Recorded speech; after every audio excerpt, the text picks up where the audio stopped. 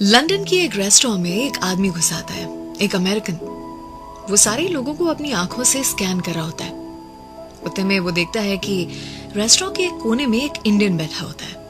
उसकी skin colour, उसकी वेशभूषा से वो पहचान जाता है कि एक इंडियन है। वो अमेरिकन आदमी काउंटर के पास चले जाता है और जाके वहां पर पास खड़े हुए वेटर से कहता है कि वेटर, मुझे इस रेस्टोरेंट में बैठे हुए सारे जो लोग हैं उनके लिए खाना खरीदना है, सभी को मेरी ओर से फ्री, सिवाय कि उस इंडियन के।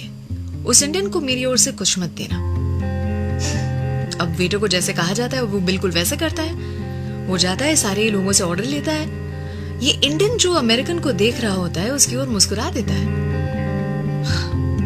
और अमेरिकन चौंक जाता है। वो सोच में पड़ जाता है कि सुनने के बाद भी उसने रिएक्ट कैसे नहीं किया।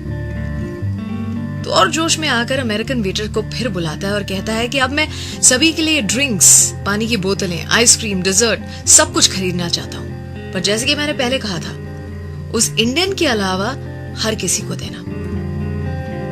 अब चाहकर अमेरिकन उस इंडियन की ओर देखता है। काफी जोर से कहा होता है तो उस इंडियन के कानों तक बात तो पहुंची होती है।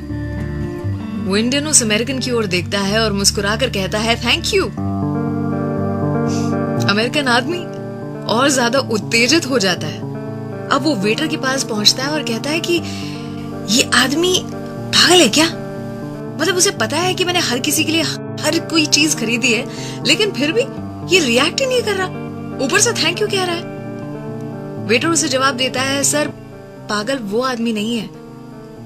ऑफ कोर्स वो आपको थैंक यू कहेगा क्योंकि इस रेस्टोरेंट का मालिक तो वही है ना। यानी आपके साथ भी वही हो जाए। छोटी सी कहानी और ढेर सारी दुआएं भेज रही हूँ। आपके साथ भी वही हो जाए कि आपके दुश्मन आपके हित में ही काम कर जाए। आमीन। गुस्सा जो है ना, वो हम ही को हानि पहुंचाता है। गुस्सा अगर हम सही हैं तो करने का मतलब नहीं, और अगर हम गलत हैं तो हमें करने का हक नहीं। और इस कहानी से इतना ही याद आया कि वो दुश्मन बन के मुझसे जीतने निकले थे। वो दुश्मन बन के मुझसे जीतने निकले थे। दोस्ती कर लेते, मोहब्बत कर लेते, हम यूं ही हार जाते। अर्चना की ओर से सलाम, दुआ, वणक्कम, प्रणाम, सत श्री अकाल। केम छो सारू छे? इंडिया आखू मारू छे। अगर आपको मेरी कहानियां पसंद आती हैं तो रोज सुबह 7 से 11 ओनली ऑन 94.3 माय एफएम मुझे आपका इंतजार रहेगा। अर्चना की ओर से